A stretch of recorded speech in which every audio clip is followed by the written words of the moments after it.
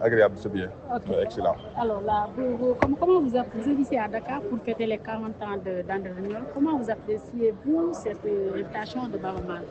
Je crois que c'est tout à fait normal. Hein. Vous savez, d'abord, on dit Dieu merci, puisque 40 ans de vie, 40 ans de musique pour faire plaisir à ses fans, c'est pas donné à tout le monde.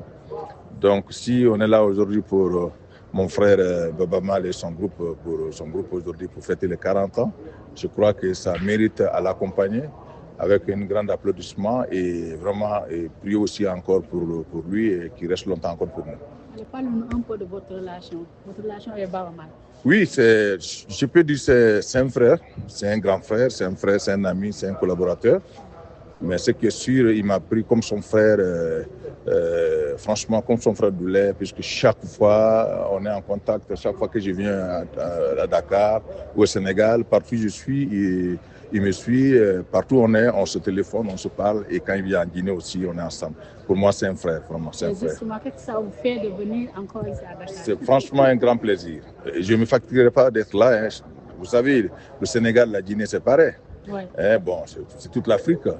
Donc aujourd'hui, moi je me sens le vrai Sénégalais, le bon Africain, puisque quand je viens aussi au Sénégal ici, on m'appelle Cheikh Ba. Ouais. Donc voilà, on prononce bien mon nom, puisque je m'appelle Cheikh. Voilà, mon vrai nom c'est Cheikh Fanta Madi. Et c'est Kouba chez nous. Bon, voilà, donc je ne suis pas dépaysé, je suis chez moi et je suis la bienvenue. Alors, votre présence à Dakar reflète quelque peu l'intégration africaine pour la musique, pour ne pas dire l'art.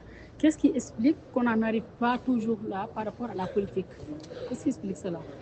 Vous savez, c'est pas bon, je peux dire que c'est la même chose, hein, puisque la politique a sa démarche, nous aussi, la musique aussi, on a notre démarche. Quelque part, on est ensemble, quelque part, on n'est pas ensemble. Parce que tout ça, ça parle de la population, ça parle de l'État, ça parle du pays. Donc, ça parle de l'africanisme. Donc c'est ça. Mais il faut qu'on s'entende, il faut qu'on se donne la main, et puis voilà, pour aller ensemble, pour aller devant. Surtout, on en a besoin. On en a besoin. Tout à fait. On voit ici CEDEAO par là. Tout à fait. Tout à fait. Vous avez des porteurs de voix, vos voix puissent porter. Tout à fait. On est en train de faire je suis en train de faire à ma manière. Hein. On ne va pas se fatiguer pour ça, puisqu'on veut que l'Afrique soit unie et que le monde soit ensemble. Voilà. Une question subsidiaire, on ne peut pas venir avec Sékou Bambino sans poser cette question. La sous-région ouest africaine qui traverse de graves crises. Qu'est-ce que cela vous dit? Bon, je trouve que c'est pas normal, mais je crois que ça va, on va trouver une solution. On va trouver une solution. Bon, vous savez, d'abord, il faut qu'on se donne dans la main et travailler, puisque c'est ça le gros problème de l'Afrique aujourd'hui. On travaille peu, on travaille moins.